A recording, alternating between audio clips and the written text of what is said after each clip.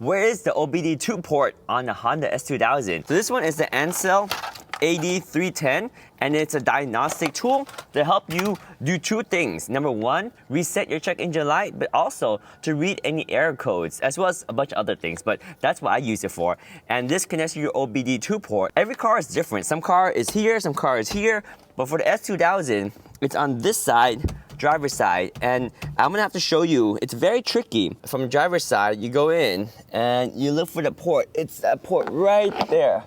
It's very hard to see, but there it is right there. So there's our port, and we're just gonna go ahead and connect it. All right, so once you connect that port, the Ansel AD310 will start up. So it says turn the ignition key on and press any key to continue. Go ahead and put your key in and turn your ignition on to where you see some display on your instrument cluster. You don't need to start your engine, then go ahead and click enter. And there we go, it's linking to the vehicle.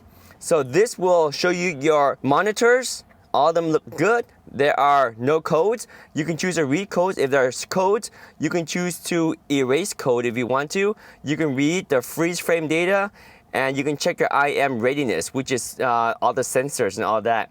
If you ever do a smog check and you need to reset your code, make sure that you drive around long enough for your IM readiness to clear all the monitors. Otherwise, your smog check will never pass if the monitors are not clear. This is a very useful tool. It's the Ansel AD310. It's a classic one. This one has no batteries, doesn't need to be charged. It just works. There's no Bluetooth, no Wi-Fi, nothing. It's so simple, but it just connects and works, and I love that because I don't have to worry about charging it or putting batteries in it. I just leave it in my car. It gets powered by the OBD2 port, as you see right here. If I disconnect the OBD2 port, you'll see there's no more power. That's how you use the OBD2 on the Honda S2000. And again, the port was right here on the right side of the driver's side, and it's very hard to find that port. You gotta get your head down here and look up for that port. So there we go, the OBD2 port on the Honda S2000 found.